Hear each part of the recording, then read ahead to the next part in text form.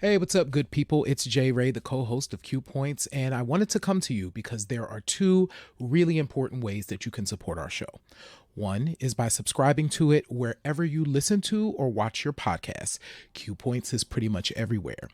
The other thing that you can do is you can visit us on Apple Podcasts, on Spotify, and on Podchaser, and you can leave us a star rating. Please rate us 5 stars because you know you love Q Points. And on Apple Podcasts and on Podchaser, you can actually leave us a written review. It's not required, but it really does help to spread the word about the show, and it helps people to discover it as they're looking for new podcasts to listen to. We're always appreciative of you supporting Q Points. We thank you so much for all that you've done for us so far, and enjoy the show.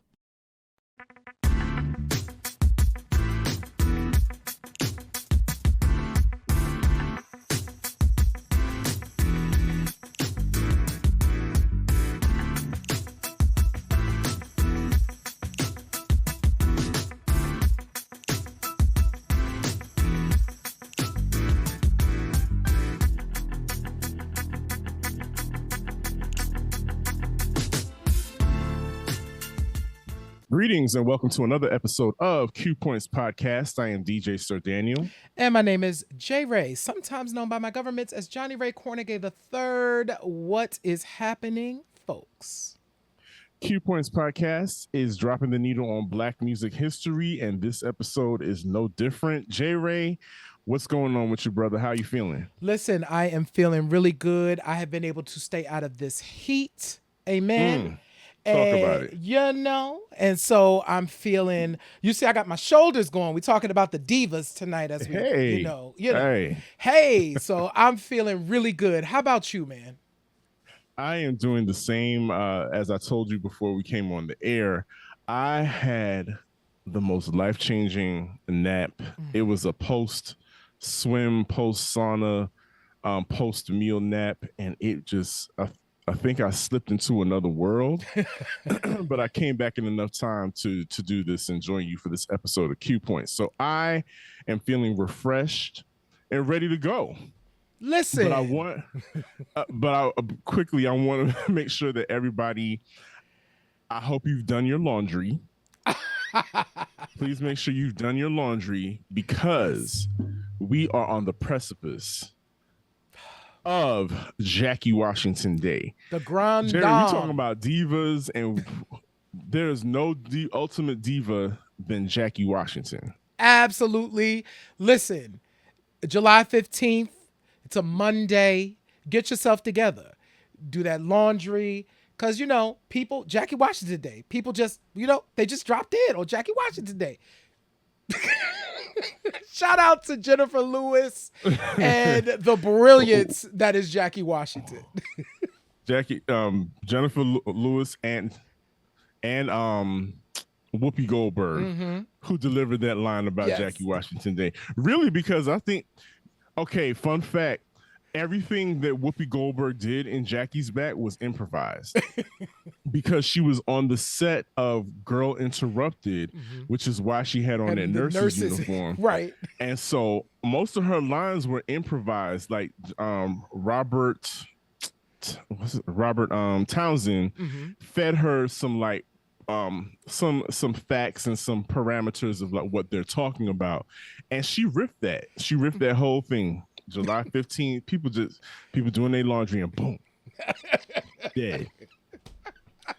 But J-Ray, before we get into the divas of 83, you know, let's talk to our folks and thank them for joining us, but also welcome the new listeners and tell them what they need to do. Absolutely. Thank you all so much. As DJ Sir Daniel said, we are so grateful for y'all being here and joining us for this episode of Q Points. So you are already doing the most important thing that you can do. You are listening, you are watching, and that is absolutely important. And it don't cost you nothing. You are right here just tuning in. Thank you so much for doing that. If you want to do us a solid, share Q Points with your friends, family, colleagues, because if you love Q Points, chances are they will love Q Points too. If you want to go a step further, and we want you to go a step further, you should visit our website at qpoints.com. You could sign up for our newsletter. You can also read our blog, which is called Q Points Magazine at magazine.qpoints.com. Also free. And if you want to keep the lights on over here at Q Points, you see these glowing lights behind Mm-hmm. myself and DJ Sir Daniel. If you want to do that, you can shop our store at store.qpoints.com. And really quickly, Sir Daniel and we did a post about this. We thank y'all so much for supporting the Q Point store. We have been seeing sales regularly in the store. It really is helpful and helps us to be able to do the things that we do on this show every day. So just thank y'all, thank y'all, thank y'all so much for supporting us. Absolutely. We appreciate you and continue. That's the most important Yes. part. There's always somebody new that you can get some Q Points merch for in your life. Mhm. But let's hit it. Let's get on to the subject at hand.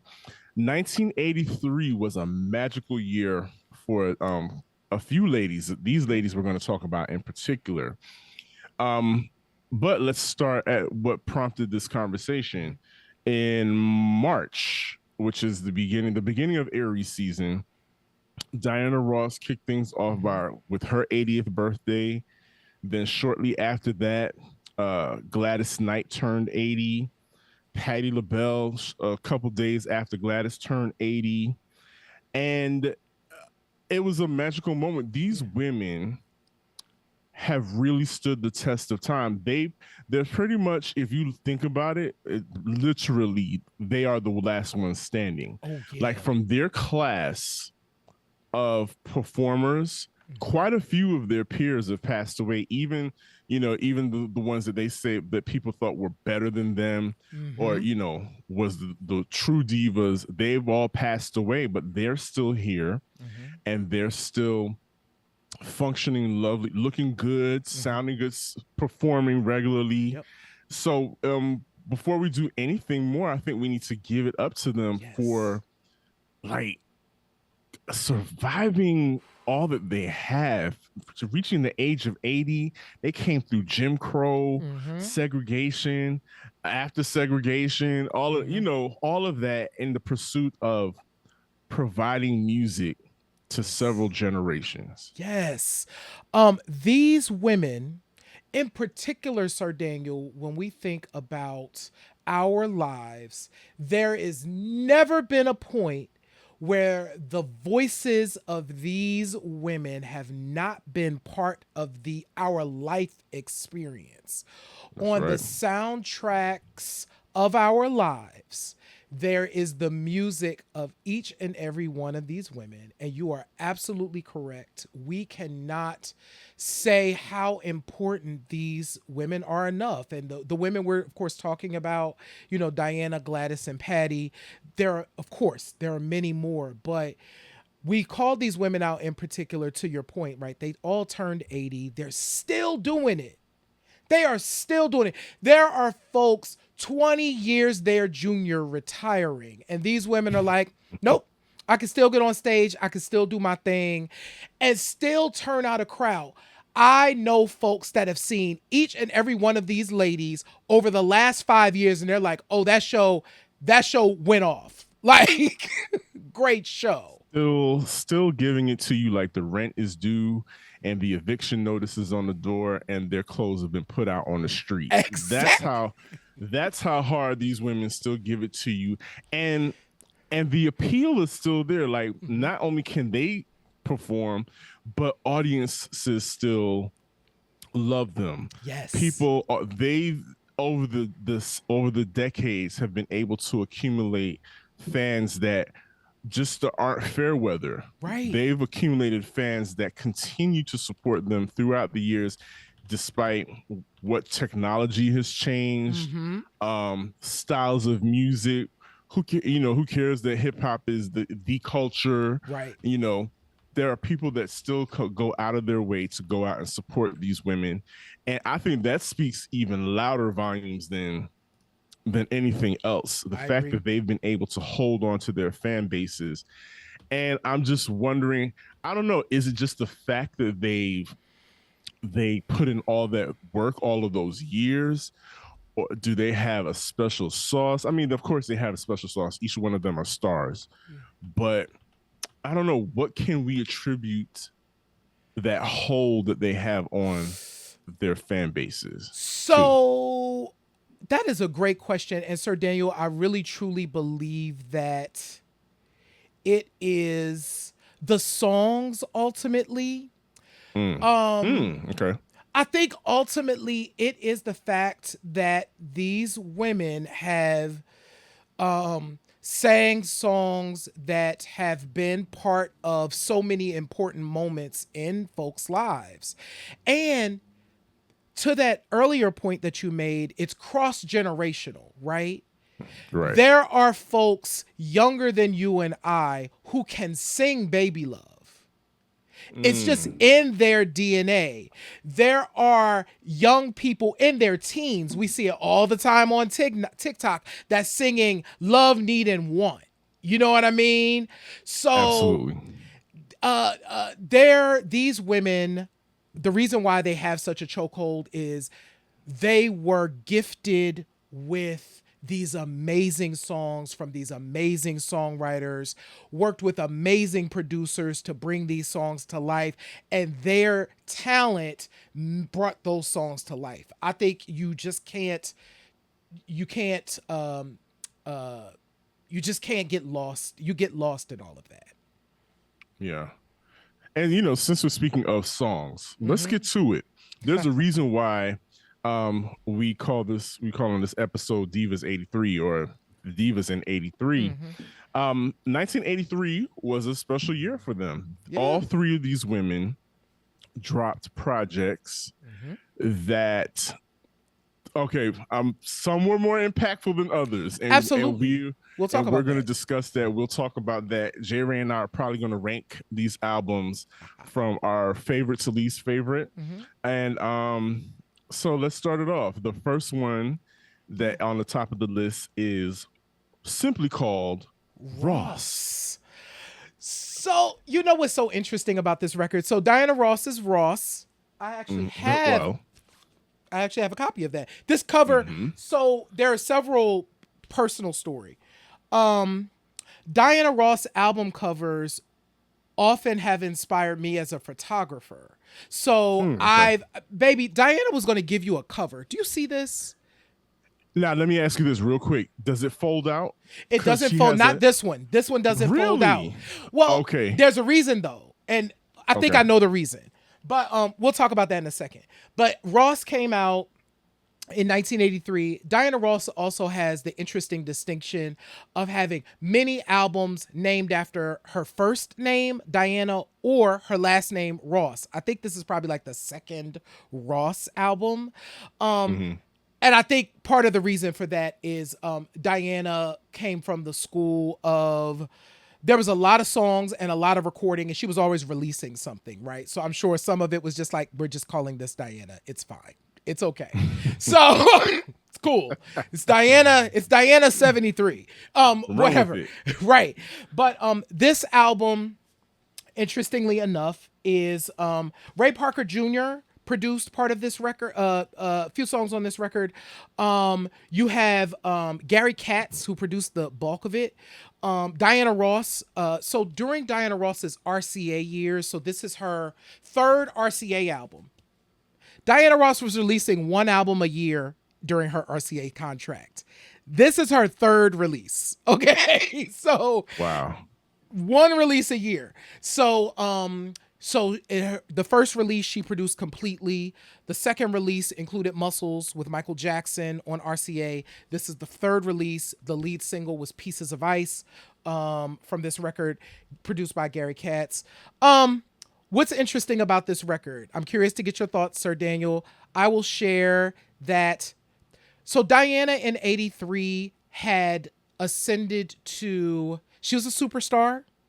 This is the album that directly preceded the Central Park concert.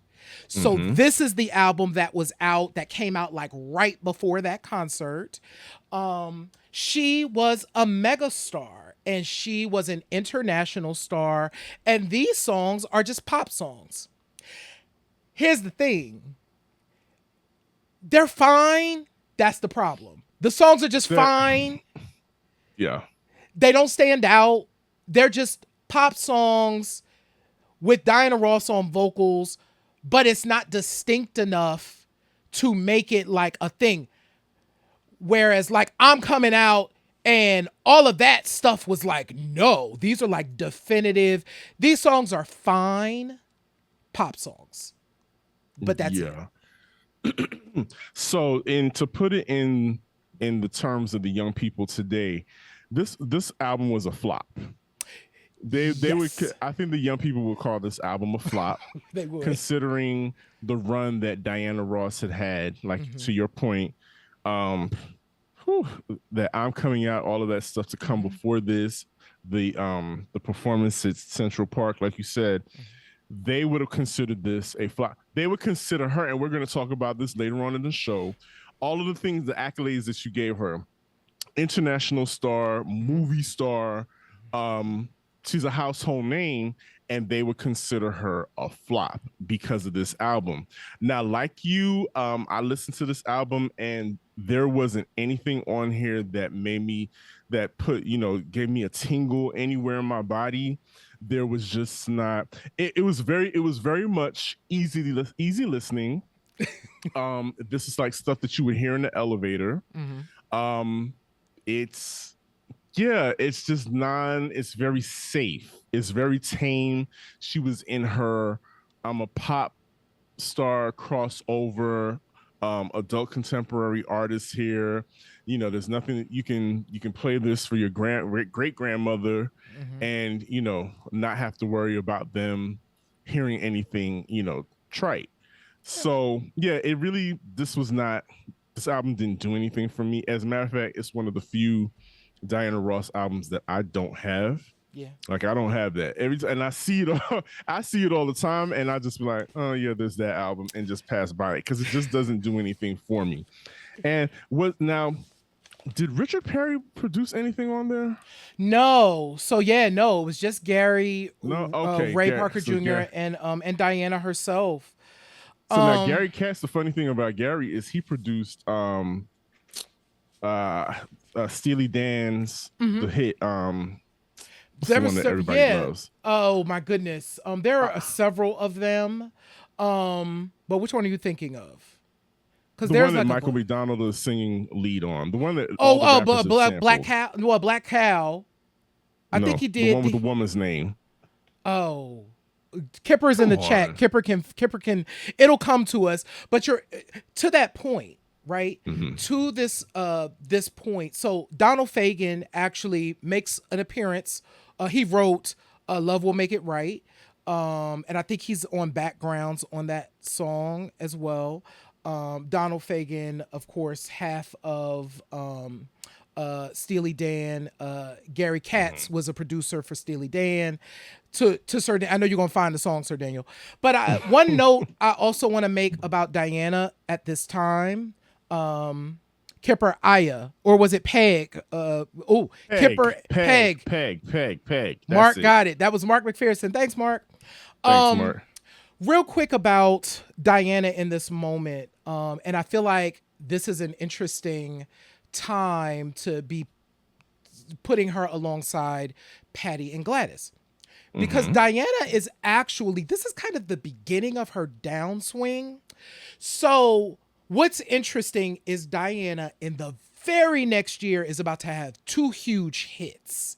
So she's about to have Missing You, which was written by Lionel Richie, and Swept Away, which was co-produced by Daryl Hall. These two songs went off, and that was from her album released in 1984 called Swept Away. And so Diana Ross hit the charts again in 1984 with these two tracks. But the interesting thing is that is the end of Diana's like chart reign in the United States. So 1984 is kind of the last time that Diana is a force on the charts. Obviously, she's still a huge international star as she is today.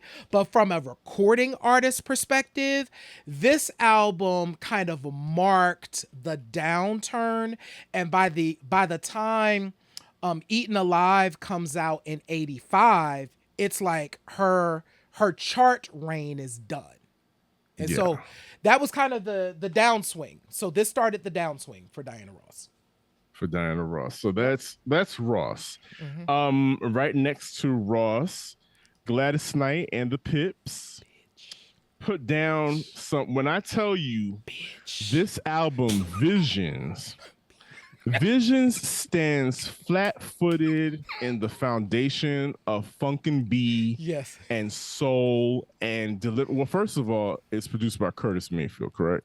Oh, you know what? Who produced Visions? Let me see. I believe. Let me see. Oh, producers. Here we go. This Vision. So we got Edmund Silvers on production, Joey Gallo, Ricky Smith, Gladys and Bubba, Sam Dees. Oh, Richard Rudolph is on a track. Okay. There's several producers. None of them are there's Curtis several Mayfield. Yeah. No, I don't know where that came from. So never mind that. But the product itself, amazing. We have, of course, Save the Overtime for Me, which is a mega hit. Yep. To this day. Yep. To this day. And right before, so this album comes out a year or two before Gladys Knight becomes her own television star. Exactly. So this is a very interesting time. Sir Daniel, you took the words right out of my mouth. Visions holds up. You can put on this album right now. It stands in the tradition of R&B. It is not trying to be. It is a modern R&B. What modern R&B sounded like in 83, this album sounds like. It is a solid, yes, Leon Silvers, Kipper's like Leon Silvers' influence was all up in it. Absolutely.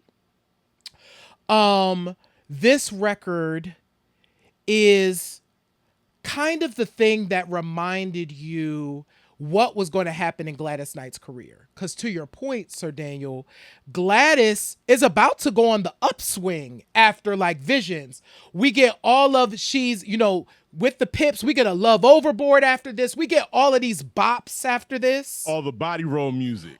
All the body roll music comes after this. But this album really kicks it off superbly with here's how you do a solid R&B record from a group that had been in the business for 20 years at this point. Okay.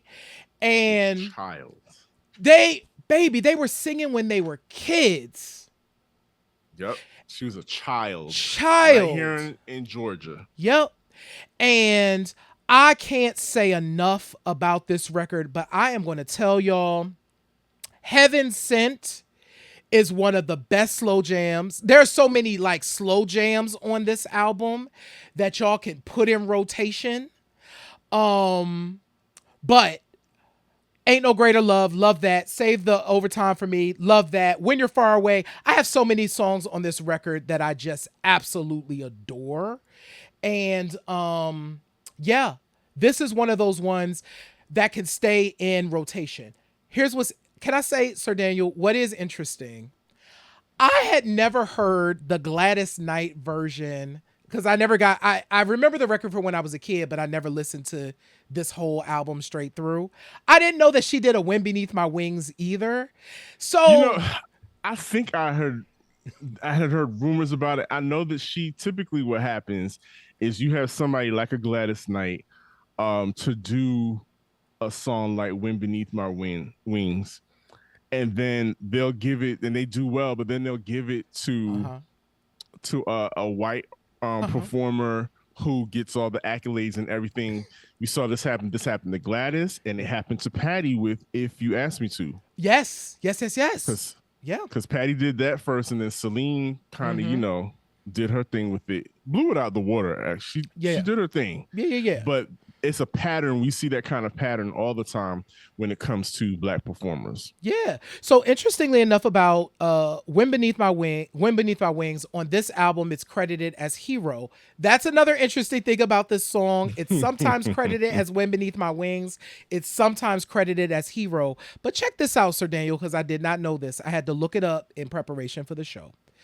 Wind Beneath My Wings, amen, appeared on Colleen Hewitt's album in 82, a Lou Rawls album in 83, Gladys Knight and the Pips album in 83, and a Gary Morris in 83. That don't even count the fact that like 5-6 years later, Bette Midler would do it and it would become this massive hit. So this song within like a year was shopped to so many artists and so many artists recorded it. And the one we kind of know really did come out like 7 years later. 7 years later. Who wrote it? So it was written by Jeff Silbar and Larry Henley. Wow. Yeah. No, I know those publishing checks. Crazy. Okay. Crazy. But so shout out to Gladys Knight and the Pips for a wonderful R&B standard album. Mm-hmm. And then we're gonna I think we saved the best for last. I know you have some feelings about it. I have feelings. But I'm in Love Again by Patti LaBelle might be, I think if we're gonna talk about cultural impact. Absolutely. Because this album contains two giant records that, by the way, continue to be sampled. Yep. Continue to be turned into TikTok. So that's why when we were talking about earlier about generational impact, cross-generational impact, this album and those two songs are it. Yeah. Of course, we're talking about Patti LaBelle, I'm in Love Again. Yeah. And before you go, I just want to say, when you listen to the album, first of all, there's all this, you could tell this is a lush orchestration. Mm-hmm. Like Patty standing in one of those in the studios, like you see Aretha and all of them standing in the middle with the orchestra, with all the strings and the wind section. Mm-hmm. You can tell that that's happening, one. But Patti LaBelle, for who we know her of as the force on stage, Patty, she is exercising so much restraint. In the beginning of this album. I mean, we get some disco cuts towards the end. Right. But she is practicing such restraint. The orchestration is beautiful. Gamble and Huff, of course, she's got the whole Philly sound. So Gamble and Huff have done their thing. But yeah, I don't know. This might be it for me, my number one. So, okay, we'll talk about that in a second. I did not realize that both of those songs were from the same album. I would have bet money that one of these songs was on the Spirits in it. When we were doing the research, because I remember when we had the meeting and we're like, we're going to do this Divas in 83. They all had a record. And I remember we were both like, wait, Love Need and Want You and If Only You Knew is on the same album? The same album. Yep. I don't even know. That's brilliant. So to your point, I think the first thing, because I remember the album cover for this record, but I did not remember the record. Mm-hmm. I absolutely agree. So the first half of this album, is squarely, one, it's a very jazz influence. So that's part of it too, where you get to hear Patti in kind of like a jazz bag, which is really interesting to me because I didn't remember a time where I heard her like that.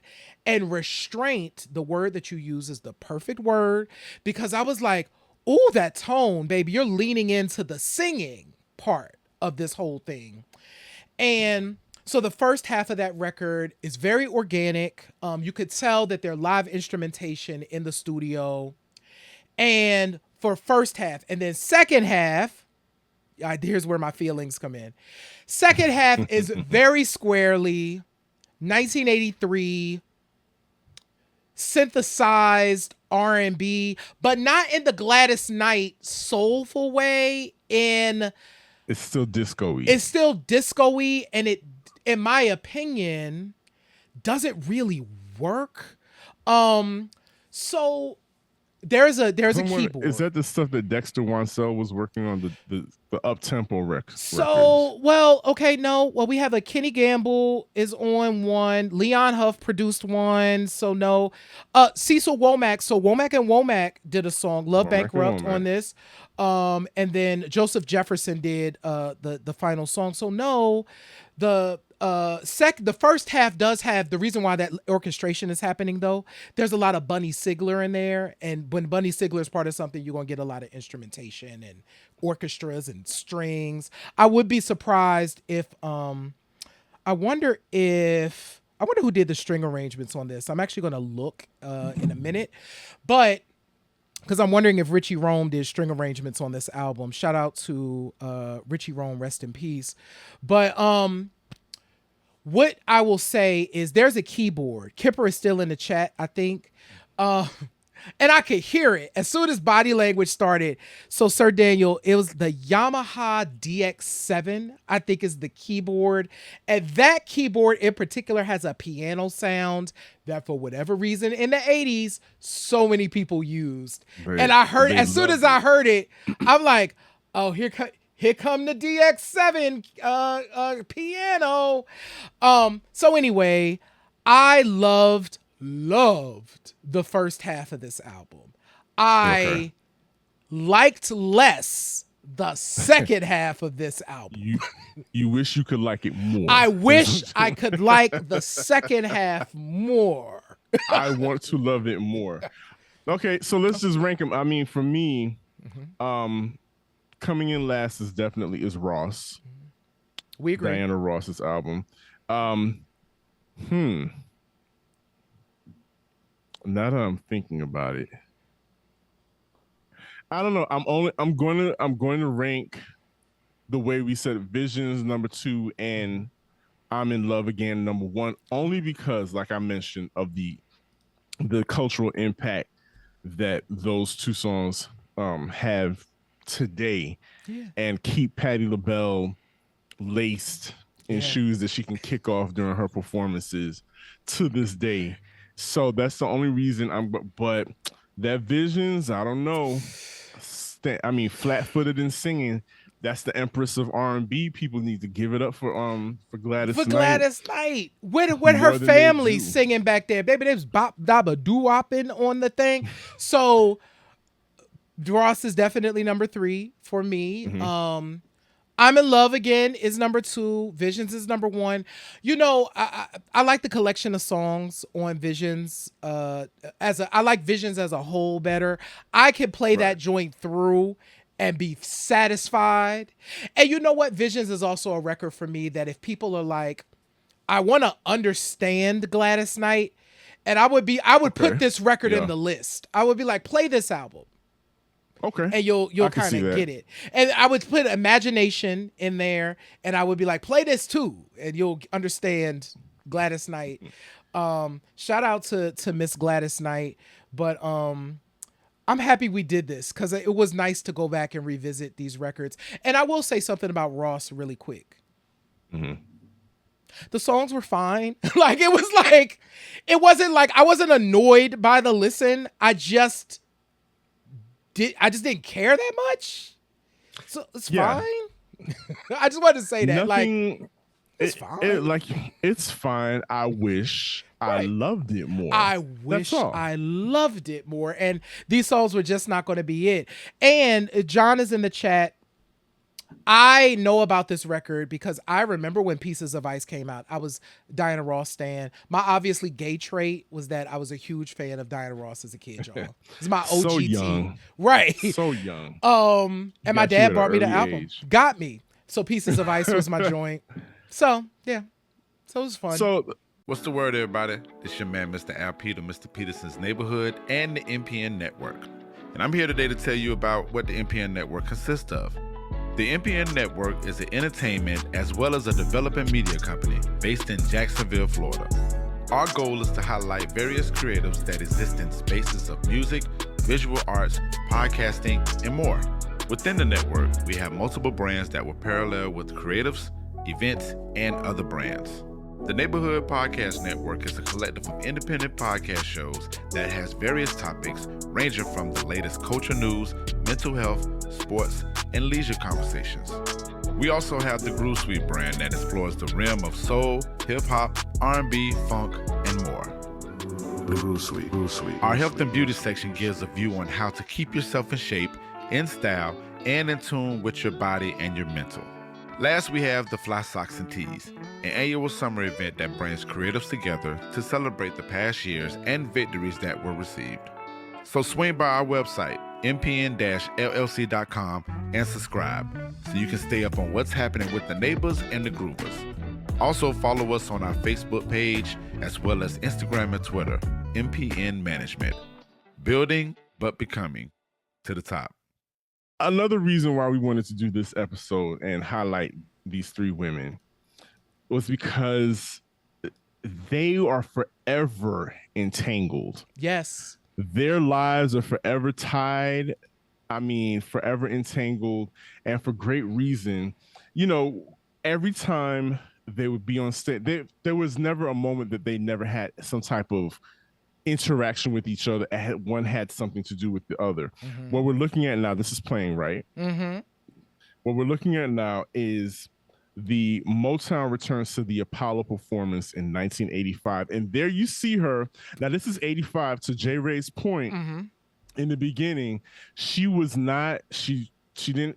having anything on the charts at that point. Matter of fact, she says in the beginning of this is that she came from a very long way, but mm-hmm. she wanted to be here. So I had to get here, and I hope you enjoy it, and blah, blah, blah, in a very breathy voice. And she starts off, and as you all will see momentarily, they're singing Toto's I Want to Know What Love Is, correct? Yes, they are. And you see, there are oodles and oodles of stars on that stage right now. You see, the only white person on there is George Michael. And only one. George Michael was a megastar at that point, but George Michael stayed true to his R&B roots and was up in the Apollo with all these black people. Yes. And also George Michael was like, I'm going to get in when I can fit in, but I'm going to let them do what they doing.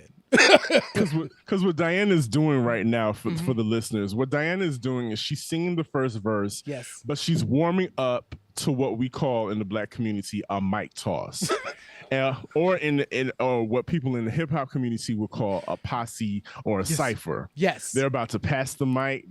People are going to get a piece of the mic and sing their hearts out, sing a verse. Mostly it's when they get to the chorus, that's when everybody starts to get a piece. But sooner or later, fun fact, Jesse Jackson is holding Emmanuel Lewis up like he's a baby doll. It is so weird. Emmanuel is 15 at this point. It's so funny that you mentioned that. I don't understand why people kept picking Emmanuel Lewis up and like walking him around, because Michael Jackson did it. Yep. And so now all of the people are another note I will make about this performance, and I kind of this is happening. She's coming. Tell them what's happening. Okay. All right. So Diana Ross famously sings, "Can somebody help me?" And Patti LaBelle is standing in the wings saying, "Say less." And she does the ultimate sin, and and hands over the mic to Patti LaBelle, who in 2 breaths has the audience on their feet. She is squalling the house down. Diana Ross she just relegated herself to just singing along in the chorus in the background with everybody, because true to the title of Diva, El DeBar just getting a piece. Yep. True to the title of Diva, Patti LaBelle took a moment. Mm-hmm. I think Patti, and people like to talk about Patti and she does too much. If you think about it, Patti LaBelle has been scrapping for her whole career. This woman, Diana Ross, allegedly took her homegirl out of the group, the Bluebells, and made her a Supreme. Yeah. So there's already beef, sort of. Yeah. There's already a little beef between them. But here they are standing on stage, and Diana Ross, to our point, is a mega star. She's a mega star. Patti LaBelle is still scrapping and still trying to make things happen for herself. So this is a moment. I think Patti LaBelle is just a true performer, and it's like anytime I have the opportunity to sing, to open my mouth, and to stand on stage, I'm going to make sure that you do not forget me. I absolutely agree with that. I do think Okay, Look at Sir them Dan, holding up Emmanuel they Lewis. just That is holding up. so It's awful. so weird. One of the things I think, I'm sure someone has done a study about this. We love people when they be carrying on. Black folks Love love it. when people carry. We are going Love to it. support. Patti LaBelle is cradling Emmanuel Lewis, y'all. I don't know. It's so cringe. It's so cringe, y'all. It is. But that moment was a special moment, I think, in time to just see these women. And what's interesting about this, and we're about to have another moment because this is now 87. And once again, Diana Ross at the center, right? She's always, she is Miss Ross, right? So even when she has it, baby, listen, even when Bill Cosby, who was at the height of his superpowers at that time, he even says, Miss Diana Ross. The crowd goes crazy. So then we go to 87. Diana has her big hair. She's always got her big hair. And she is, I guess, hosting the American Music Awards. And is going to welcome to the stage the Grande Dame, Dionne Warwick, because that's what Friends Are For has now, the year prior, is the biggest song. Now, Dionne has got her curly wig.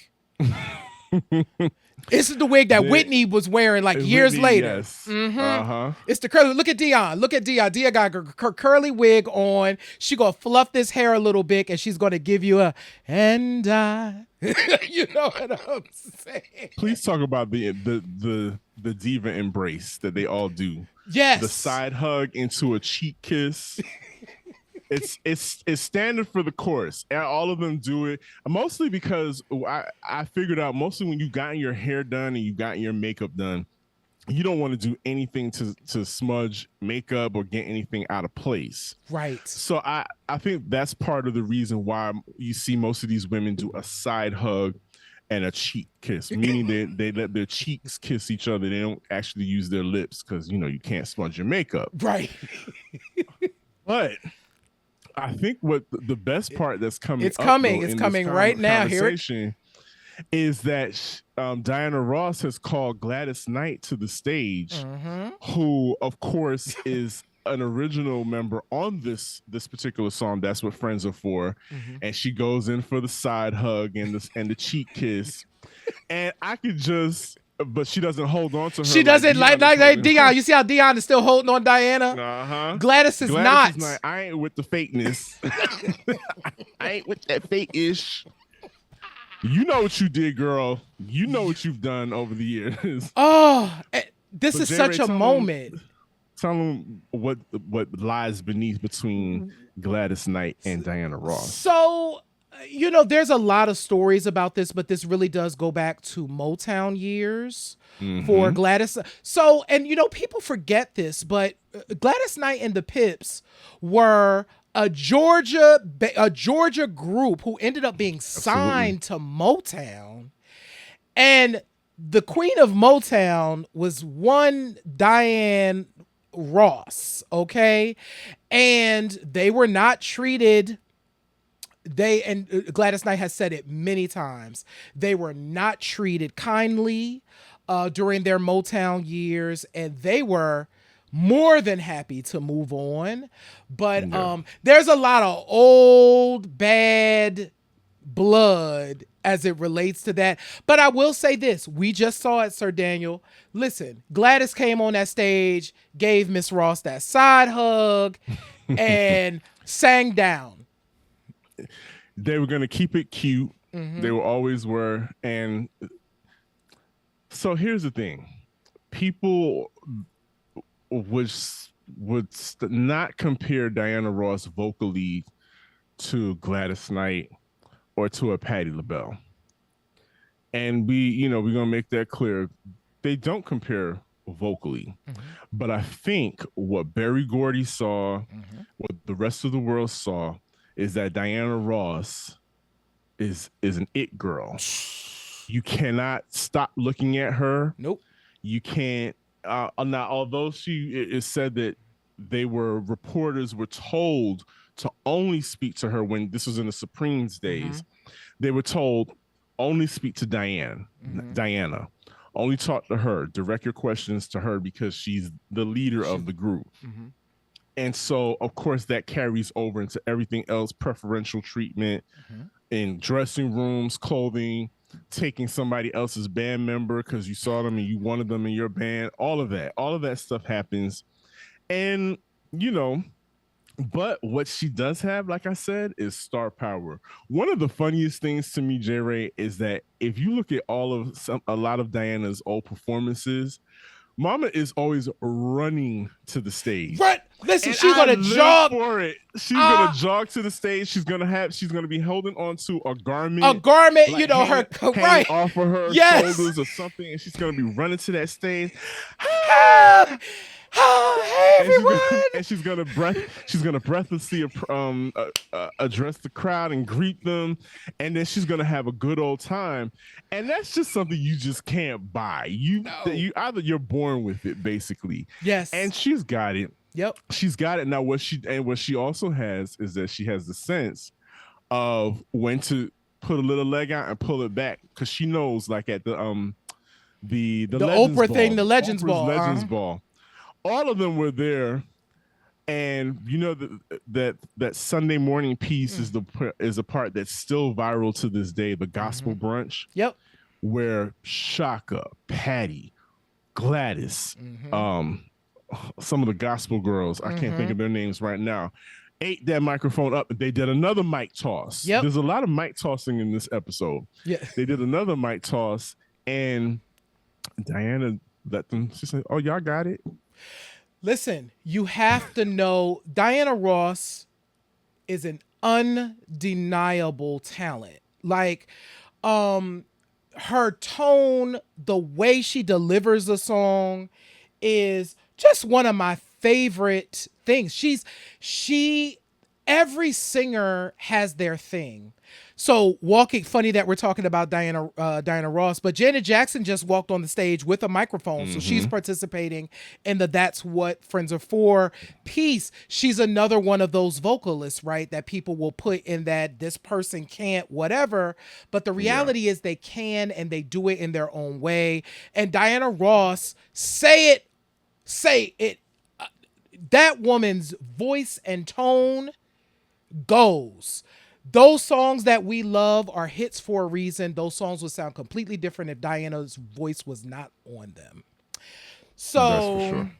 Divas, these were the Divas. The Divas of 83. Speaking of, it's funny that you mentioned Janet and people not thinking that Janet's voice is all of that.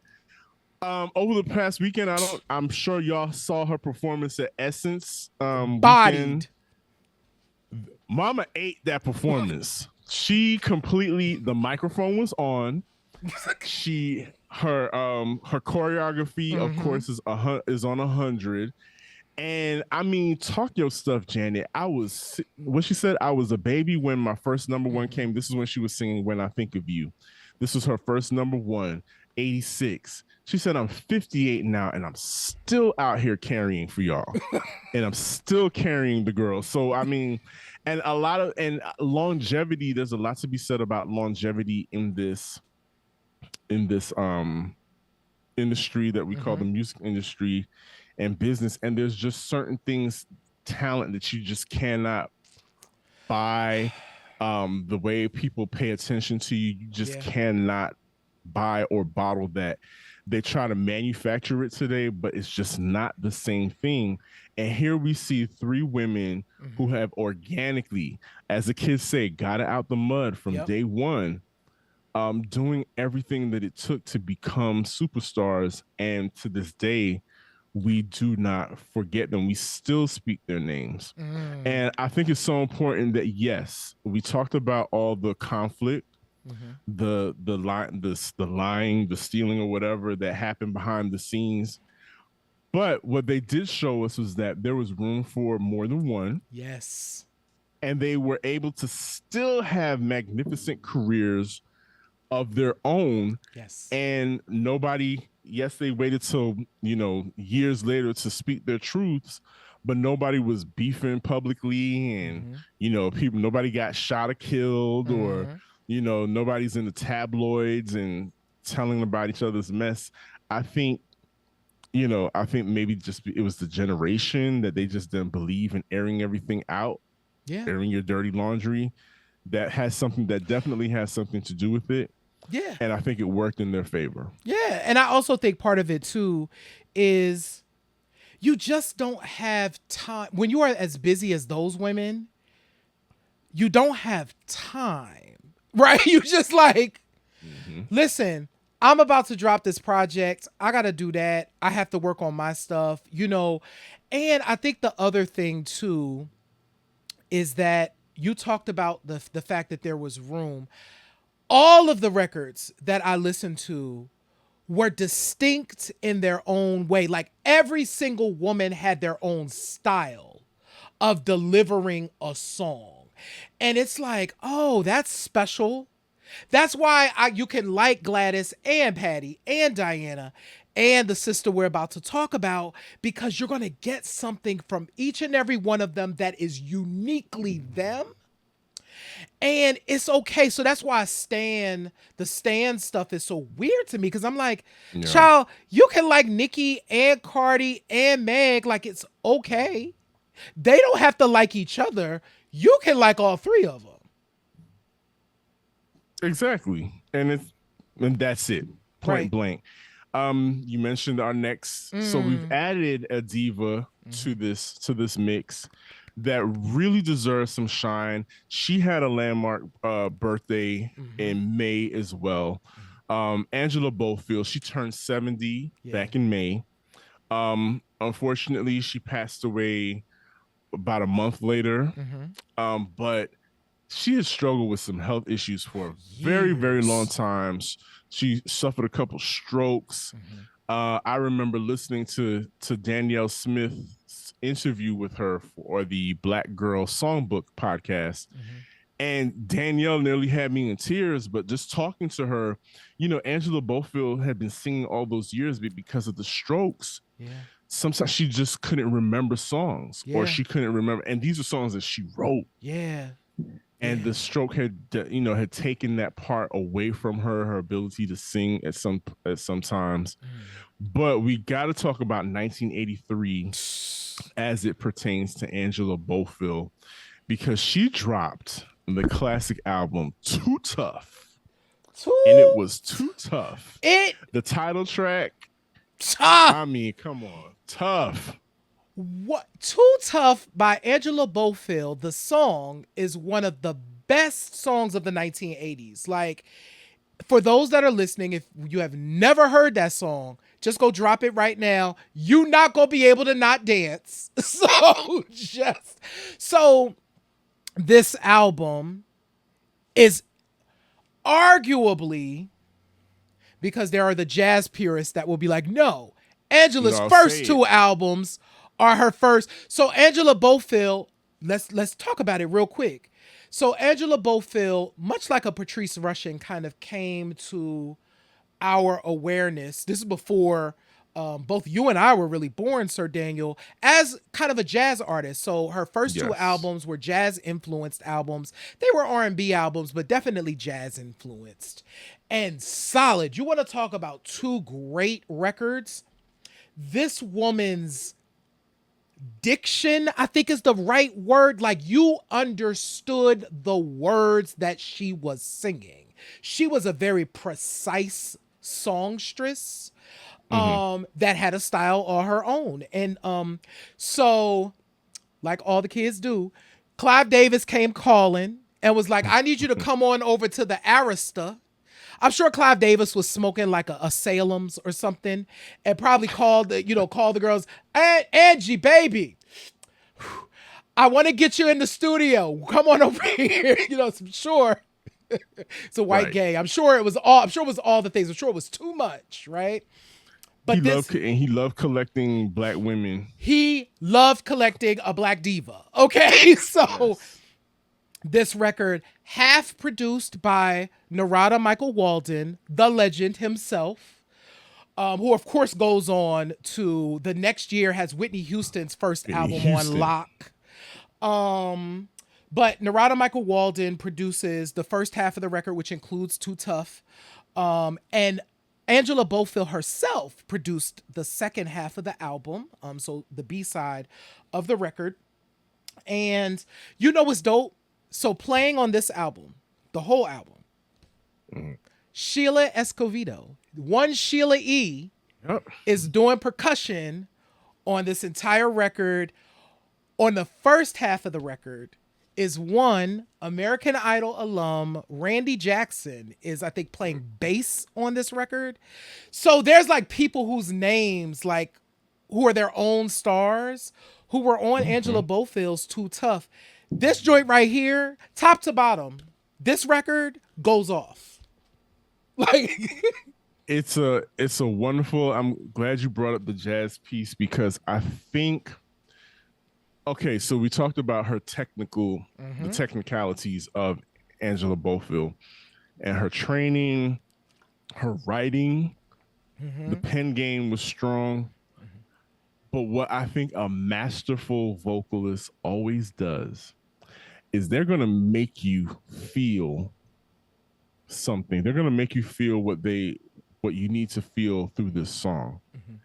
And she always did that in every song, and there was always you can always feel like a bit of heartache attached to of Angela Bofill vocal, and there's joy, but there's just a little sprinkling of that sister's going through something. You know, she's feeling a little bit of something, but all of her ballads, like what's the one on this is called Tonight. Yes. She actually produced that. Did she produce this? You're talking about Tonight I Give In. No, that was a Narada Michael Walden. Okay, so Tonight I Give In, like a lot of her ballads are very it's just, it makes you yearn for somebody, even if you don't have somebody in your life, or you do have somebody in your life and they're right there, but you still yearning for somebody like they're not there. She'll make you do that. She had that power, that ability. And when I think about her, I think about, well, we're going to talk about a very famous, viral moment that she had, but I think about her peers.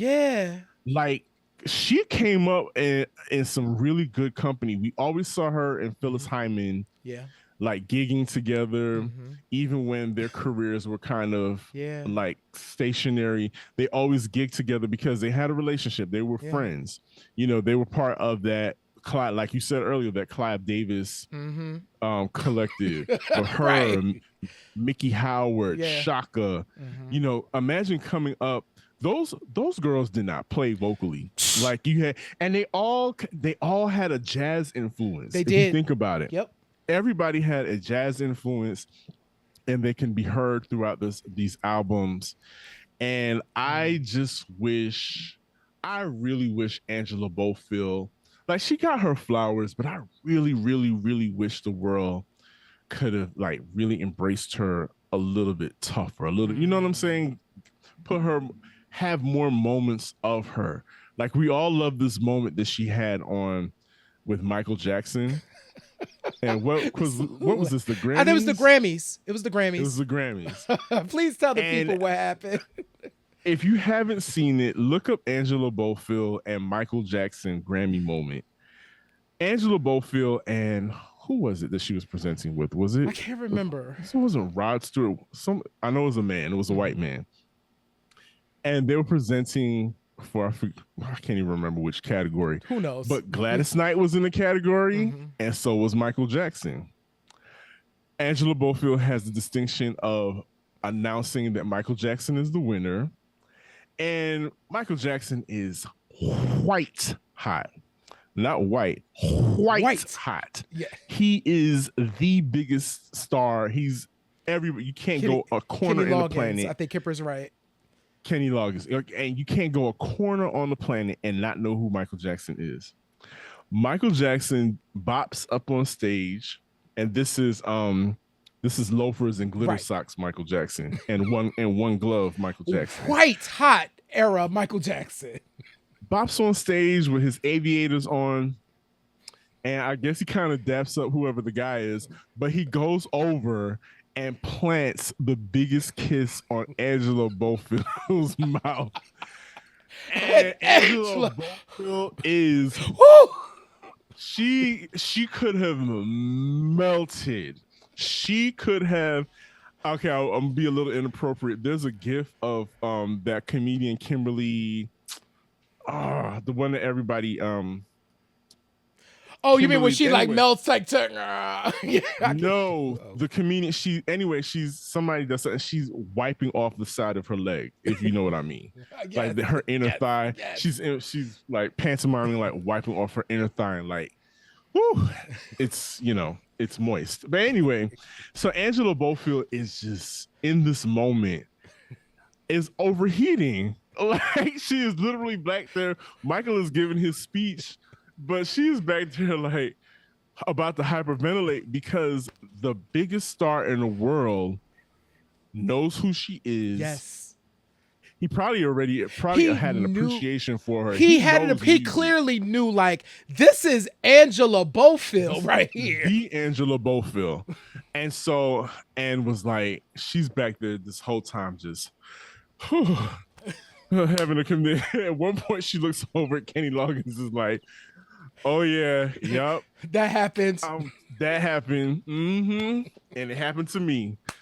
But no, I think it was important to include Angela in this conversation because she put in the work. Yeah.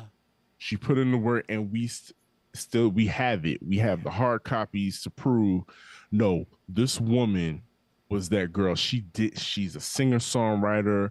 Mm-hmm. She can convey emotions, all of that stuff. And let's not forget her Latin influence, which is probably why she reached out to Sheila. Mm-hmm. And yeah, it hurt me when she passed because I know she has suffered quite a bit, but I'm glad she's free from that. Yeah. But we have all of this work. Angel of the Night is still one of my favorite albums by her.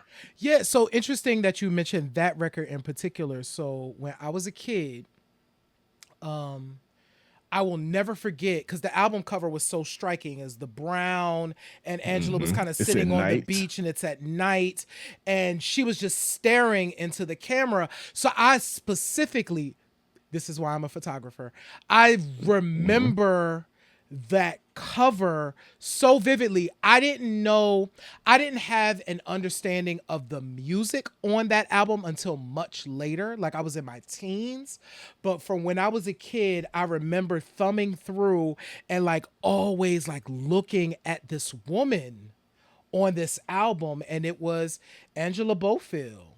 Angie to her people, you know what I'm saying? And knowing that once I got to hear the record, like, oh my God, this woman is singing down. Yeah. Special. Yeah. Jerry, before we wrap up, I just want to, if you all are following me on social media at DJ Sir Daniel, like Instagram or Facebook, I have recently posted one of the members of the DJ community here in Atlanta, DJ Low Key, is experiencing some health struggles and has to have some major surgery and will not be able to work for a while. The life of a DJ is literally gig by gig. Yes. You and this man has a family that he's taking care of. And so I'm just asking you all, if you dig me, and you dig the fact that I'm a DJ and you love DJ culture, DJ Low Key could really use your help.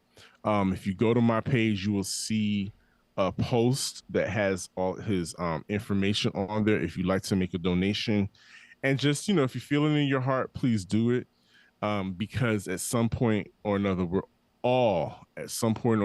are all going to need to depend on the mercy of someone else. Absolutely. So that's what I wanted to say really quick. J-Ray, please let the folks know just how they can continue to support us, Q Points. Yeah. Really quickly, I wanted to, I'm so glad you mentioned DJ Low Key. I have so many fond memories of parties that Low Key has hosted. This man has filled us with joy over the years. And so this support is just so incredibly important. So I just want to echo everything that you just said. Please, we'll make sure that we put it on our pages because it is important that we come through and support, make sure that he has what he needs. But in terms of Q Points, thank you all for being with us. Y'all are doing the main thing. If you hear our voice, if you see our faces, like we always say, that is important. Subscribe, share the show, friends, family, colleagues. If you love Q Points, chances are they will love Q Points. If you learned something and you heard something on this show that you're like, oh my God, I didn't know that, talk to us in the comments. We love to hear from you. Our YouTube comments be so fun. Some people be like all in the comments saying some crazy stuff. Some people be like, I love all the things. We want all the comments. So come. We want them all. We want them all. So definitely send us messages. Visit our website at qpoints.com. Join our mailing list. Read the blog, magazine.qpoints.com. And shop our store.qpoints.com. We have some amazing merch. Thanks to all the folks that continue to support. Thanks to you for tuning in and being here with us. We appreciate y'all so much. That's going to do it for us. Like I always say, J. Ray, in this life, you have a choice. You can either pick up the needle or you can let the record play. I am DJ Sir Daniel. My name is J. Ray, y'all. And this is Q Points Podcast, dropping the needle on Black music history. We will see you on the next go round. Peace. Peace, y'all.